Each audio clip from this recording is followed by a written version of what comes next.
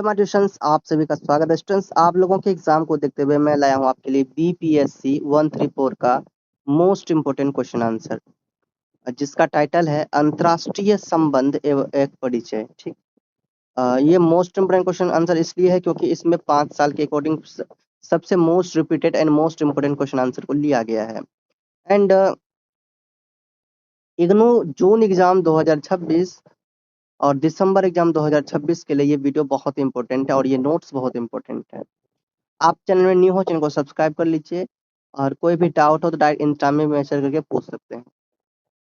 तो देखिए स्टूडेंट, सबसे पहला देखिए हमारा क्या है, टाइटल को समझना बहुत जरूरी होता है। बीपीएससी 134 का सबसे पहला टाइटल को समझते हैं, अंतर्राष्ट्रीय संबंध एक परिचय। अंतर्राष्ट्रीय संबंध एक परिचय क्या, तो क्या समझे इसका मतलब।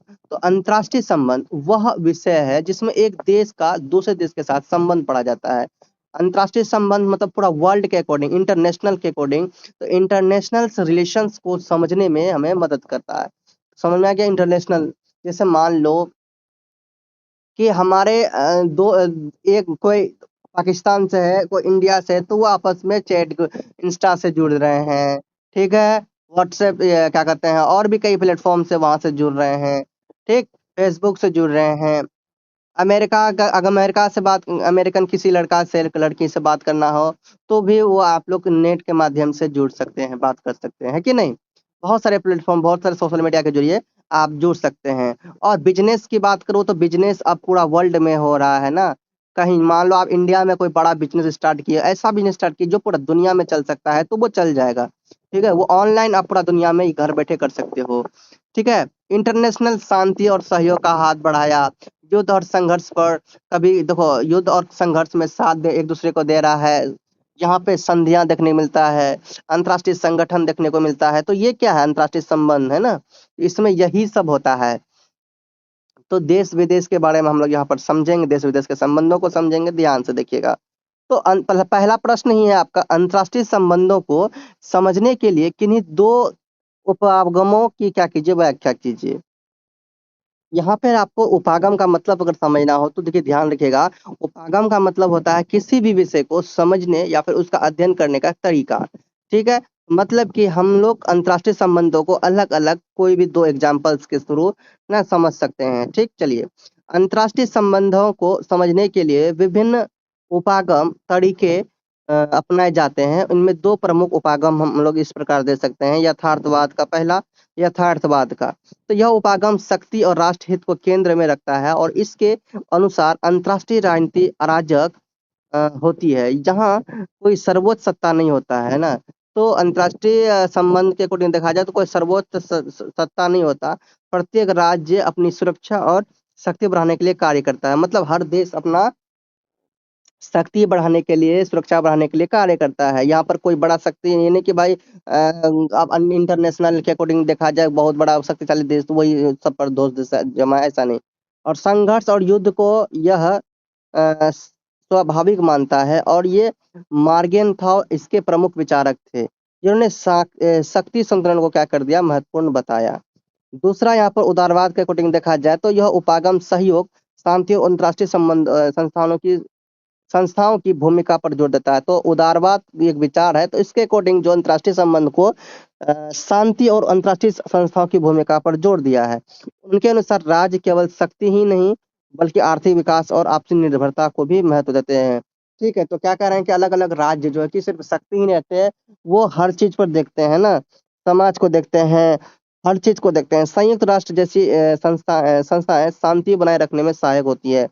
यह मानता है कि लोकतंत्र और व्यापार से संघर्ष कम होता है। मतलब कि अगर लोकतंत्र में मतलब भाईचारे हो, प्रेम हो, है ना, एक दूसरे से मिलजुल के अगर रह रहे हैं, लोगों का तंत्र, लोगों का द्वारा शासन है, तो यहाँ पे व्यापार और संघर्ष ये सब तो व्यापार से संघर्ष तक कम हो सकते हैं। तो अब मान लो बिजनेस अगर हो रहा है एक देश से दूसरे देश में, तो इससे क्या होता है, लड़ाई झगड़ा होने की संभावना कम हो जाती है, युद्ध होने की संभावना कम हो जाती है कि भाई नहीं, अगर हम युद्ध करेंगे तो यहाँ ऐसा हो जाएगा, वैसा हो जाएगा, है कि नहीं। इस तरह से यथार्थवाद जो है कि संघर्ष पर बल देता है, जबकि जो उदारवाद है ये सहयोग और शांति को। तो यथार्थवाद क्या करते हैं कि युद्ध करो, लड़ाई करो, तो लड़ाई युद्ध के अकॉर्डिंग ये काम कर इनके संघर्ष के भाई युद्ध। यथार्थवाद कहता है कि अंतर्राष्ट्रीय संबंध से कहीं ना कहीं लड़ाई भी हो जाता है ना। अंतर्राष्ट्रीय के अकॉर्डिंग क्या है ना, कभी कभी लड़ाई भी हो जाता है, युद्ध भी हो जाता है कभी कभी, है ना। युद्ध में बहुत नुकसान हो जाता है। उदारवाद कहता है नहीं भाई, कोई भी काम अगर कर रहे हैं इंटरनेशनल में तो उसे प्रेम से करना चाहिए, शांति से करना चाहिए, सहयोग से करना चाहिए। ठीक है। अगला क्वेश्चन नंबर 2 देखते हैं हम लोग। द्वितीय विश्व युद्ध के कारणों तथा अंतर्राष्ट्रीय संबंधों पर, द्वितीय दूसरे जो विश्व युद्ध है उसके कारण क्या थे और इनके अंतर्राष्ट्रीय संबंधों पर इसके क्या प्रभाव पड़े, चलिए समझिए। तो द्वितीय जो उस विश्व युद्ध हो गया, द्वितीय विश्व युद्ध हुआ 1939 से लेके 1945 तक। तो ध्यान रखना, पहला विश्व युद्ध याद रखना 1914 में हुआ था, 1914 से 18 तक, है ना। तो पहला विश्व युद्ध 1914 में हुआ था, 18 तक चला था। तो ये 28 जुलाई 1914 को स्टार्ट हुआ और 11 नवंबर 1918 को ये पहला विश्व युद्ध समाप्त हुआ। उसके बाद फिर हमारा दूसरा विश्व युद्ध हुआ स्टार्ट 1939 से 1945 तक चले। तो यही है यहाँ पे द्वितीय विश्व युद्ध 1939 से 1945 के कई महत्वपूर्ण कारण थे। सबसे प्रमुख कारण था वर्साई की संधि की कठोर शर्तें थी, है ना, जिनसे जर्मनी में असंतोष और बदले की भावना उत्पन्न हुई। अब यहाँ पे कहीं ना कहीं आप लोगों को एक डाउट हो सकता है कि सर ये वर्साई की संधि क्या है। तो देखिए, वर्साई की संधि एक प्रकार का समझौता था। क्या था? समझौता। जब प्रथम विश्व युद्ध हुआ 1914 से 1918 तक में, तो 1914 से 1918 के बाद ये किया गया एक समझौता था, जो 18 जून 1919 में किया गया। ठीक, 18 जून, ध्यान देना, 18 जून 1919 को यह समझौता किया गया, जो फ्रांस में किया गया। ठीक, तो ये प्रथम विश्व युद्ध में जर्मनी का क्या हो गया, हार हो गया था। इसलिए विजेता देशों ने जर्मनी के साथ एक क्या किया, समझौता किया। ठीक, तो इसी समझौता का क्या कहा जाता है भाई, वर्साई की संधि। तो समझौता आखिर क्या कहा किया गया, अगर आप लोग देखिए कहीं ना कहीं कंफ्यूजन रह जाता है भाई। तो हमारा मकसद होता है कि स्टूडेंट्स का सारा कंफ्यूजन दूर करते चले भाई, समझा, तभी तो फिर मजा आएगा। नहीं तो क्या कहेंगे, सर तो खाली पढ़ा रहे हैं, रीड करा रहे हैं, तो इसका मतलब नहीं। तो समझिए, तो इसका जो संधि था, समझौता था कि जर्मनी को युद्ध के लिए जिम्मेदार माना गया। ठीक है, संधि के क्या अनुसार कि जर्मनी के लिए युद्ध का जिम्मेदार माना गया। तो जर्मनी पर क्या हुआ, समझौता में भारी जुर्माना लगाया गया। ठीक है, उसकी सेना को बहुत छोटा कर दिया गया, उससे कुछ क्षेत्र भी छीन लिया गया। ठीक है, इस संधि में। तो ये बात है, समझ गए। तो प्रथम विश्व युद्ध की समाप्ति के बाद 28 जून 1919 को जर्मनी और मित्र राष्ट्र जितने भी थे उनके, उन सभी के बीच क्या हुआ था, एक शांति संधि हुआ, जिसे हम लोग वर्साई की संधि कहते हैं। ठीक, उसके बाद इसके साथ ही एक एडोल्फ हिटलर के नेतृत्व में नाजीवाद का क्या हुआ, उदय हुआ, जिसने विस्तारवादी नीति अपनाई। इटली में फांसीवाद और जापान की साम्राज्यवादी महत्वाकांक्षाएं भी युद्ध के कारण बने। राष्ट्र संघ की विफलता और तुष्टीकरण की नीति ने आक्रामक देशों को और प्रोत्साहित किया। तो इस युद्ध का अंतर्राष्ट्रीय संबंधों पर बहुत ही गहरा प्रभाव पड़ा। यूरोपीय शक्तियों का इसमें पतन हुआ और संयुक्त राज्य अमेरिका तथा सोवियत संघ महाशक्ति बनकर यहाँ पर उभरे, जिससे द्विध्रुवीय विश्व व्यवस्था और शीत युद्ध की शुरुआत हो गई। ठीक है, इसके बाद इसके अलावा संयुक्त राष्ट्र की स्थापना हुई, जिसका उद्देश्य विश्व शांति बनाए रखना था। उपनिवेशवाद का अंत तेज हुआ। इसमें उपनिवेशवाद वाला सिस्टम हट रहा था, जहां पर एक देश दूसरे देश, एक शक्तिशाली देश किसी दूसरे गरीब देश पर क्या करता था, वहां के संसाधनों पे, वहां के सैनिकों, वहां पे जितने भी लोग हैं उन सभी पर कंट्रोल स्थापित कर लेता था। ठीक है, उन पर आक्रमण करके जैसे भी हो वहां पे उनको कब्जा कर लेता था। ठीक है, तो और एशिया अफ्रीका में नए राष्ट्र स्वतंत्र हुए। तो द्वितीय विश्व युद्ध ने न केवल वैश्विक राजनीति की दिशा बदल दी, बल्कि आधुनिक अंतर्राष्ट्रीय संबंधों की भी नींव रखी। अब सोचो, क्वेश्चन नंबर आपका देखिए 3 है, अंतर्राष्ट्रीय संबंधों में प्रणाली सिद्धांत की प्रमुख विशेषताओं का परीक्षण कीजिए। चलिए, तो अंतर्राष्ट्रीय संबंधों में प्रणाली सिद्धांत विश्व राजनीति को एक संगठित व्यवस्था के रूप में समझने का प्रयास करता है। इसके अनुसार विभिन्न राष्ट्र, संस्थाएं और अन्य अभिनेता एक दूसरे से जुड़े होते हैं और उनका व्यवहार आपसी संबंधों से प्रभावित होता है। प्रणाली सिद्धांत की पहली प्रमुख विशेषता यह है कि यह संपूर्णता पर जोर देता है, यानी कि किसी एक देश के व्यवहार को अलग से नहीं बल्कि पूरी अंतर्राष्ट्रीय व्यवस्था के संदर्भ में समझा जाता है। दूसरी विशेषता है कि पारस्परिक निर्भरता, जिसमें सभी राष्ट्र आर्थिक, राजनीतिक और सुरक्षा के मामलों में एक दूसरे पर निर्भर रहते हैं।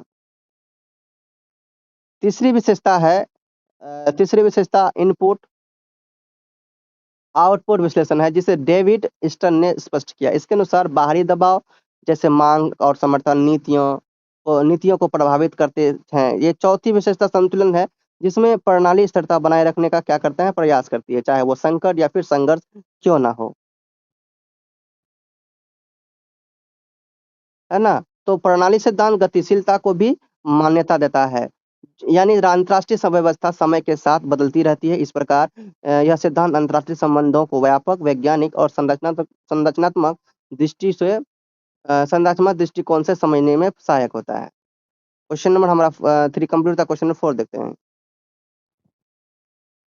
क्वेश्चन 4 में क्या है, शीत युद्धोत्तर राजनीति की महत्वपूर्ण विशेषताओं की चर्चा कीजिए। तो शीत युद्धोत्तर, तो समझिए, तो शीत युद्ध क्या भाई, जिस समय युद्ध की संभावना थी दो देशों के बीच, है ना, दो शक्ति के बीच, है ना, दो महाशक्ति के बीच, जहां पर सिर्फ युद्ध की संभावना था, डर था, बट युद्ध नहीं हो रहा था।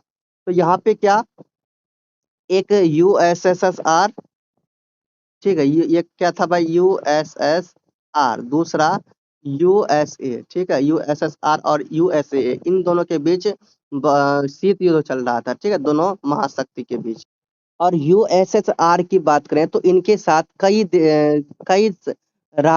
देशों का क्या था, संगठन था, समझ लो, कई देश इसके साथ थे, ठीक है। यूएसएसआर में क्या थे भाई, बहुत सारे देश थे ना। तो देश कौन कौन से इसमें, यूएसएसआर में की बात करूं तो रूस, Ukraine, Belarus, Kazakhstan, Uzbekistan, Georgia, Armenia, ठीक है, तो Azerbaijan, लुथुआनिया, Latvia, Estonia, Kyrgyzstan, Tajikistan, Turkmenistan और मोल्दोवो। तो ये सब कौन थे भाई, यूएसएसआर में थे।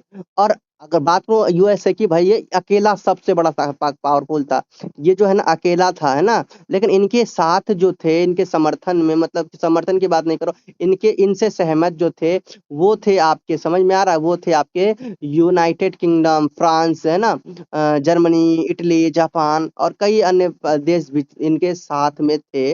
बट ये सबसे बड़ा शक्ति था। तो यूएसए में अकेला एक देश था, अमेरिका, ठीक, जिसमें यूएसएसआर में 15 गणराज्यों का संघ था, सोच लो। तो ये ध्यान रखना, इन सब बात को फोकस करना।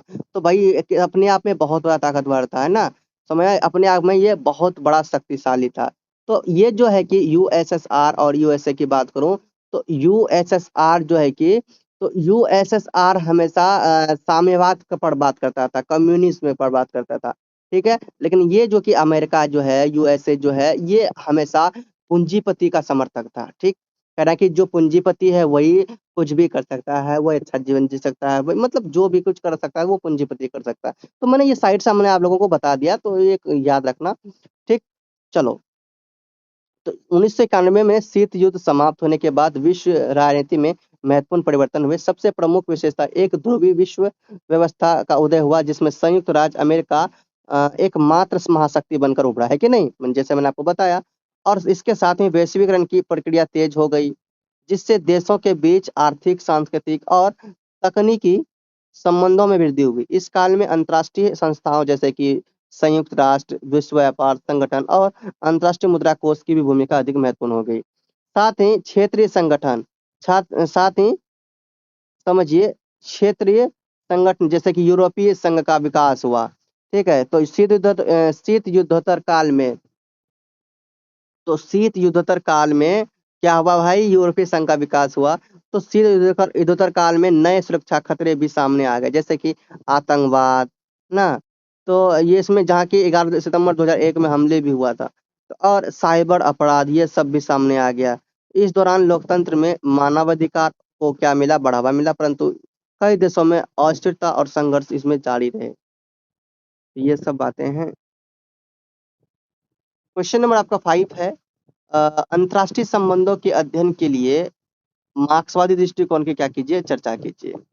मार्क्सवादी दृष्टिकोण, मार्क्सवादी दृष्टिकोण का आधार कार्ल मार्क्स, है ना, यानी कि समझ लो इनका जो विचारक है वो कार्ल मार्क्स और फ्रेडरिक एंगल्स है ना, ये दोनों के विचारों पर आधारित ये मार्क्सवादी दृष्टिकोण है। और यह दृष्टिकोण मानता है कि अंतर्राष्ट्रीय संबंधों को समझने के लिए आर्थिक संरचना और वर्ग संघर्ष सबसे महत्वपूर्ण है। ठीक है, ये हमेशा वर्ग संघर्ष की बात करते रहते हैं।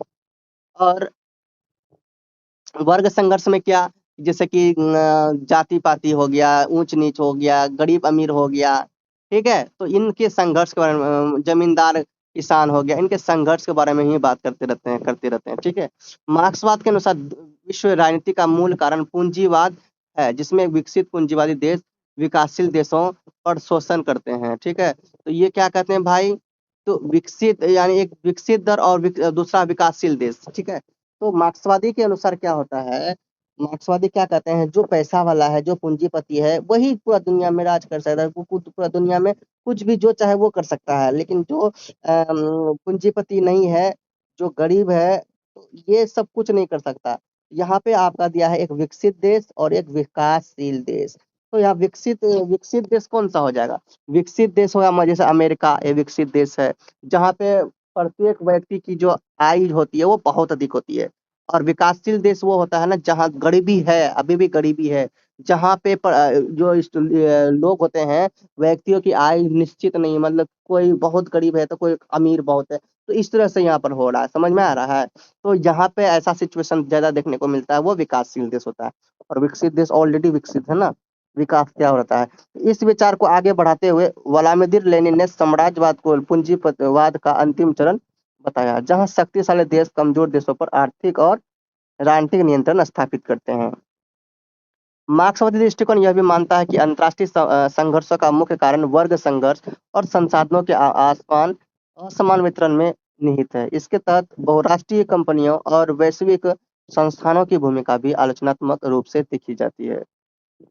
अतः यह दृष्टिकोण अंतर्राष्ट्रीय संबंधों को शक्ति के बजाय आर्थिक शोषण और वर्गीय हितों के आधार पर समझाने का प्रयास करता है। क्वेश्चन नंबर आपका 6 है, वैश्वीकरण के विभिन्न आयामों पर क्या कीजिए, चर्चा कीजिए। वैश्वीकरण एक बहुआयामी प्रक्रिया है जिसमें दुनिया के देशों के बीच परस्पर जुड़ाव बढ़ता है। इसके प्रमुख आयाम निम्नलिखित है। तो वैश्वीकरण नहीं समझे, तो जो पूरा दुनिया एक ही गांव, एक ही मार्केट के अकॉर्डिंग जुड़ गया हो, एक ही संबंध में, एक ही डोर में जुड़ गया हो, जहाँ पे वैश्वीकरण में क्या कि भाई संस्कारों का आदान प्रदान है ना, खान पान का आदान प्रदान, कपड़े उपड़े का आदान प्रदान, ठीक है, तो बहुत सारे चीज बिजनेस से लेके सब चीज, लगभग हर चीज एक दूसरे से जुड़ चुका है। अब दूसरा देश नहीं, अब हम लोग एक हो चुके हैं, मतलब वैश्वीकरण ने क्या किया, सबको एक सूत्र में बांध दिया। ठीक, तो इस तरह से आर्थिक आयाम के अकॉर्डिंग अगर देखा जाए भैया, तो क्या देखा जाएगा, इसमें व्यापार, निवेश और पूंजी का वैश्विक स्तर पर प्रभाव शामिल है। विश्व व्यापार संगठन जैसी संस्थाएं मुक्त व्यापार को बढ़ावा देती है। बहुराष्ट्रीय कंपनियां विभिन्न देशों में निवेश कर वैश्विक अर्थव्यवस्था को क्या करती है, जोड़ती है। राजनीतिक आयाम की बात करूं तो देशों के बीच सहयोग और अंतर्राष्ट्रीय संस्थाओं की भूमिका बढ़ा देती है, बड़ी है, जैसे संयुक्त राष्ट्र, वैश्विक मुद्दा जैसे जलवायु परिवर्तन और शांति स्थापना पर सामूहिक निर्णय लिए जाते हैं। सांस्कृतिक आयाम, विभिन्न संस्कृतियों का आदान प्रदान तेज हुआ। मीडिया, इंटरनेट और पर्यटन के माध्यम से जीवन शैली, खान पान और विचारों का प्रसार हुआ होता है। सामाजिक आयाम, लोगों का प्रवासन, शिक्षा और रोजगार के अवसरों का विस्तार हुआ, जिससे समाजों के बीच संपर्क बढ़ा। तकनीकी आयाम, सूचना और संचार तकनीक, विशेषकर इंटरनेट ने दुनिया को वैश्विक गांव बना दिया है ना, इंटरनेट के माध्यम से दुनिया एक गांव की तरह बन गए, घर बैठे है ना, एक देश से दूसरे देश जो है ना बातचीत हो सकता है, कर सकता है, कुछ भी है ना, घर बैठे कर सकते हैं। वैश्वीकरण ने क्या किया, विश्व को अधिक परस्पर निर्भर और जुड़ाव हुआ बना दिया। क्वेश्चन नंबर 7 है स्टूडेंट, राष्ट्रहित की धारणा और राष्ट्रहित के तत्वों की क्या कीजिए, व्याख्या कीजिए। तो अंतर्राष्ट्रीय संबंधों में राष्ट्रहित से आशय उन उद्देश्यों और लक्ष्यों से है जिन्हें कोई राष्ट्र अपने अस्तित्व, सुरक्षा, समृद्धि और विकास के लिए प्राप्त करना चाहता है। यह किसी भी देश की विदेश नीति का क्या है, मूल आधार होता है। और यथार्थवादी विचारक हैंस मार्गेनथाउ के अनुसार राष्ट्रीय हित मुख्यतः शक्ति और सुरक्षा से संबंधित होता है। राष्ट्रहित के प्रमुख तत्वों में सबसे महत्वपूर्ण सुरक्षा है, जिसके अंतर्गत देश की संप्रभुता, सीमाओं और आंतरिक स्थिरता की रक्षा आती है। दूसरा, आर्थिक हित, जिसमें व्यापार, निवेश, संसाधनों की उपलब्धता और आर्थिक विकास शामिल है। तीसरा, राजनीतिक हित, जिसके अंतर्गत अंतर्राष्ट्रीय स्तर पर प्रभाव, प्रतिष्ठा और कूटनीतिक शक्ति को बढ़ाना शामिल होता है। इसके अतिरिक्त सांस्कृतिक एवं वैचारिक हित भी महत्वपूर्ण है, जिनमें राष्ट्र अपनी संस्कृति, मूल्यों और विचारधारा का संरक्षण तथा प्रसार करता है। अंत में क्षेत्रीय अखंडता का तत्व आता है, जो देश की सीमाओं की सुरक्षा और राष्ट्रीय एकता को बनाए रखने में से संबंधित है। राष्ट्रहित एक गतिशील और परिवर्तनीय अवधारणा है, जो समय, परिस्थितियों और नेतृत्व के अनुसार क्या होती है, बदलती रहती है। अगला क्वेश्चन है क्वेश्चन नंबर 8, निर्भरता सिद्धांत की व्याख्या कीजिए। क्या है निर्भरता सिद्धांत, वह समझिए। निर्भरता सिद्धांत अंतर्राष्ट्रीय संबंधों और विकास अध्ययन का एक महत्वपूर्ण दृष्टिकोण है, जो यह बताता है कि विश्व की आर्थिक संरचना असमान है और विकासशील देश विकसित देशों पर निर्भर करते हैं। यह सिद्धांत मुख्यतः लैटिन अमेरिकी विद्वानों द्वारा क्या है, विकसित किया गया है। इस सिद्धांत के प्रमुख प्रवर्तकों में आंद्रे गुंडर फ्रैंक और सैमिर अमीन शामिल है। इनके अनुसार विश्व को केंद्र और परिधि जैसे मतलब कोर एंड पेरिफेरिक देशों में बांटा गया है। ठीक है, तो केंद्र देश विकसित आर्थिक रूप से मजबूत होते हैं, जबकि परिधि देश जो होती है वो विकासशील उनसे निर्भर हो जाते हैं। ठीक है, निर्भरता सिद्धांत के अनुसार विकसित देश विकासशील देशों के संसाधनों का क्या करते हैं, शोषण करते हैं। क्या कहा जाता है निर्भरता सिद्धांत के अकॉर्डिंग, क्या विकसित ही देश जो पहले से विकसित है, जैसे कि यूएसए हो गया आपका, तो ऐसे देश ना जो जो विकासशील देश है उनका शोषण करते हैं, है ना, जिससे परिधि देशों का विकास बाधित हो जाता है। इससे क्या होता है, शोषण करने की वजह से जो विकासशील देश होता है वो जल्दी आगे नहीं बढ़ पाता है। व्यापार की असमान शर्तें, पूंजी का बहिर्गमन और बहुराष्ट्रीय कंपनियों की भूमिका इस निर्भरता को और भी मजबूत बनाती है। यह सिद्धांत यह भी कहता है कि जब तक विकासशील देश इस निर्भरता के चक्र को नहीं तोड़ेंगे, तब तक उनका वास्तविक विकास संभव नहीं है। अतः निर्भरता सिद्धांत वैश्विक असमानता और शोषण को समझने का एक महत्वपूर्ण दृष्टिकोण प्रस्तुत करता है। क्वेश्चन 9 है, रचनावाद के दार्शनिक आधार की व्याख्या कीजिए। अंतर्राष्ट्रीय संबंध में रचनावाद एक महत्वपूर्ण दृष्टिकोण है, जो यह मानता है कि विश्व राजनीति केवल भौतिक शक्ति से नहीं, बल्कि विचारों, मान्यताओं और सामाजिक संरचनाओं से निर्मित होती है। इसके प्रमुख विचारक अलेक्जेंडर वेंड वेंडेट हैं, जिन्होंने कहा कि अराजकता वही है जैसा राज्य उसे बनाते हैं। रचनावाद के प्रमुख दार्शनिक आधार निम्नलिखित हैं। पहला, सामाजिक निर्माणवाद। वास्तविकता सामाजिक रूप से निर्मित होती है। अंतर्राष्ट्रीय राजनीति में नियम, मान्यताएं और संस्थाएं मानव द्वारा बनाए गए हैं। पहचान और हित। राज्यों के हित स्थिर नहीं होते, बल्कि उनकी पहचान और सामाजिक संबंधों से बनते हैं। विचार और मान्यता की भूमिका, केवल शक्ति ही नहीं बल्कि विचार, संस्कृति और मान्यताएं भी राज्य के व्यवहार को प्रभावित करती है। आजकल की आज अराजकता की पुनर्व्याख्या करें तो अराजक अंतर्राष्ट्रीय व्यवस्था को राज्य अपने व्यवहार और सहयोग से बदल सकते हैं। मानदंड और संस्थाएं। अंतर्राष्ट्रीय मानदंड और संस्थाएं राज्यों के आचरण को नियंत्रित करती है। रचनावाद यह दर्शाता है कि अंतर्राष्ट्रीय संबंध केवल शक्ति राजनीति ही नहीं बल्कि सामाजिक और वैचारिक प्रक्रियाओं का परिणाम है। बहुपक्षवाद और अंतर्राष्ट्रीय संगठनों ने दुनिया को एक ध्रुवीयता से बहुध्रुवीयता में बदलने के लिए परिस्थितियां पैदा की है। व्याख्या कीजिए। शीत युद्ध के बाद प्रारंभ में विश्व में एक ध्रुवीय व्यवस्था स्थापित हुई, जिसमें संयुक्त राज्य अमेरिका प्रमुख शक्ति था। परंतु समय के साथ बहुपक्षवाद और अंतर्राष्ट्रीय संगठनों के बढ़ते प्रभाव ने इस व्यवस्था को बदलने की दिशा में महत्वपूर्ण भूमिका निभाई। बहुपक्षवाद का अर्थ है अनेक देशों का मिलकर वैश्विक समस्याओं का समाधान करना, ठीक है। संयुक्त राष्ट्र, विश्व व्यापार संगठन और अंतर्राष्ट्रीय मुद्रा कोष जैसे संस्थान सहयोग, नियमों और संतुलन को बढ़ा देते हैं, जिससे किसी एक देश का प्रभुत्व सीमित होता है। साथ ही यूरोपीय संघ, ब्रिक्स और आसियान जैसे समूहों के उदय ने शक्ति के नए केंद्र विकसित किए हैं। इस प्रकार बहुपक्षवाद ने विश्व को धीरे धीरे बहुध्रुवीय व्यवस्था की ओर अग्रसर किया। क्वेश्चन नंबर 11 में है, क्षेत्रवाद के लिए उत्तरदायी कारक कौन से हैं? क्षेत्रवाद के विभिन्न रूपों की व्याख्या कीजिए। क्षेत्रवाद अंतर्राष्ट्रीय राजनीति की एक महत्वपूर्ण प्रवृत्ति है, जिसमें किसी विशेष क्षेत्र के देश आपसी सहयोग को बढ़ाते हैं। इसके उदय के पीछे अनेक आर्थिक, राजनीतिक और सामाजिक कारण उत्तरदायी हैं। क्षेत्रवाद के प्रमुख कारणों में आर्थिक हित सबसे महत्वपूर्ण है, क्योंकि देश व्यापार, निवेश और विकास को बढ़ाने के लिए आपस में सहयोग करते हैं। इसके साथ ही सुरक्षा की आवश्यकता भी एक महत्वपूर्ण कारण है, जिससे क्षेत्रीय शांति और स्थिरता बनी रहे।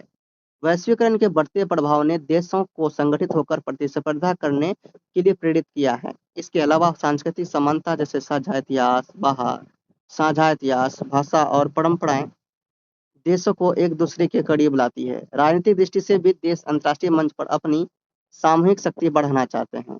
क्षेत्रवाद के प्रमुख रूपों में आर्थिक क्षेत्रवाद शामिल है, जिसमें व्यापार और आर्थिक सहयोग पर जोर दिया जाता है, जैसे यूरोपीय संघ। दूसरा राजनीतिक क्षेत्रवाद है, जिसमें नीतिगत समन्वय और सहयोग होता है। तीसरा है सुरक्षा क्षेत्रवाद, जिसका उद्देश्य होता है शांति और सुरक्षा बनाए रखना, जैसे आसियान।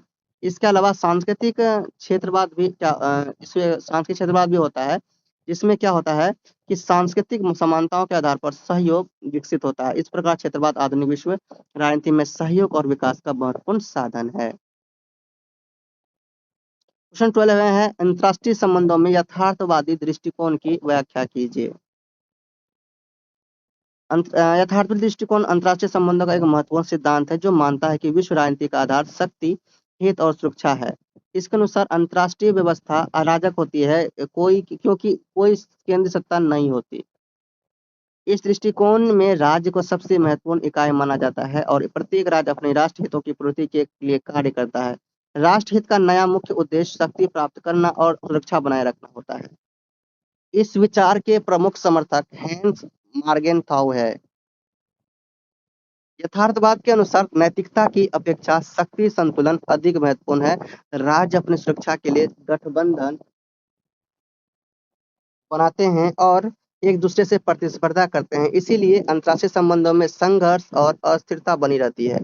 अतः यथार्थवादी दृष्टिकोण अंतर्राष्ट्रीय राजनीति को शक्ति, संघर्ष और राष्ट्रीय हितों के आधार पर समझाता है। क्वेश्चन नंबर 13 में है, उदारवाद एवं इसके आधारभूत सिद्धांतों का वर्णन कीजिए। उदारवाद की बात करें, उदारवाद अंतर्राष्ट्रीय संबंधों का एक महत्वपूर्ण दृष्टिकोण है, जो यह मानता है कि विश्व राजनीति में शांति, सहयोग, प्रगति संभव है। यह दृष्टिकोण मानव स्वभाव को तर्कसंगत और सहयोगी मानता है। उदारवाद के अनुसार राज्यों के बीच संघर्ष ही नहीं बल्कि सहयोग भी क्या है संभव है। इसके प्रमुख समर्थक में इमैनुएल कांट का योगदान महत्वपूर्ण माना जाता है, जिन्होंने अस्थायी शांति का विचार प्रस्तुत किया। उदारवाद के आधारभूत सिद्धांत इस प्रकार है। पहला, मानवता और नैतिकता पर विश्वास। दूसरा, अंतर्राष्ट्रीय संस्थाओं की भूमिका, जैसे कि संयुक्त राष्ट्र जो देशों के बीच सहयोग बढ़ाती है। तीसरा है लोकतंत्र और शांति का संबंध, जिसमें लोकतांत्रिक देश आपस में कम युद्ध करते हैं। चौथा है आर्थिक परस्पर निर्भरता, जो देशों को सहयोग की ओर प्रेरित करती है। उदारवाद यह मानता है कि अंतर्राष्ट्रीय संबंध केवल संघर्ष नहीं बल्कि सहयोग, संस्थाओं और नियमों के माध्यम से शांति स्थापित करने की क्या है प्रक्रिया है। क्वेश्चन नंबर आपके सामने है, निर्भरता सिद्धांत के मुख्य विचार एवं आलोचना की क्या कीजिए चर्चा। निर्भरता सिद्धांत अंतर्राष्ट्रीय संबंधों का एक महत्वपूर्ण क्या है आलोचनात्मक दृष्टिकोण है, जो बताता है कि विश्व अर्थव्यवस्था असमान संरचना एवं पर आधारित है। इस सिद्धांत के अनुसार विकसित देश और विकासशील देशों के बीच केंद्र परिधि का संबंध पाया जाता है, जहां विकसित देश केंद्र और विकासशील देशों को परिधि का आर्थिक शोषण करते हैं ना, ये क्या करते हैं, विकसित देश विकासशील देशों का आर्थिक शोषण करते हैं। इसके प्रमुख समर्थक आंद्रे गुंडर फ्रेंक और सैमिर अमीन हैं। इस सिद्धांत के अनुसार विकासशील देशों का पिछड़ापन बाहरी निर्भरता, असमान व्यापार और बहुराष्ट्रीय कंपनियों के प्रभाव का परिणाम है। यह सिद्धांत मानता है कि जब तक यह निर्भरता समाप्त नहीं होगी तब तक वास्तविक विकास विकास भी संभव नहीं होगा। और आलोचना देखें तो इस सिद्धांत की आलोचना यह कहकर भी की जाती है कि यह केवल बाहरी कारणों पर जोर देता है, आंतरिक समस्याओं जैसे भ्रष्टाचार, खराब शासन और सामाजिक संरचना की अनदेखी करती है। कुछ विद्वान इसे अत्यधिक नकारात्मक एकतरफा दृष्टिकोण भी मानते हैं। निर्भरता सिद्धांत वैश्विक असमानता को समझने का महत्वपूर्ण लेकिन विवादित दृष्टिकोण है। क्वेश्चन 15 स्टूडेंट्स, क्षेत्रीय आर्थिक संगठनों के महत्व की क्या कीजिए, चर्चा कीजिए।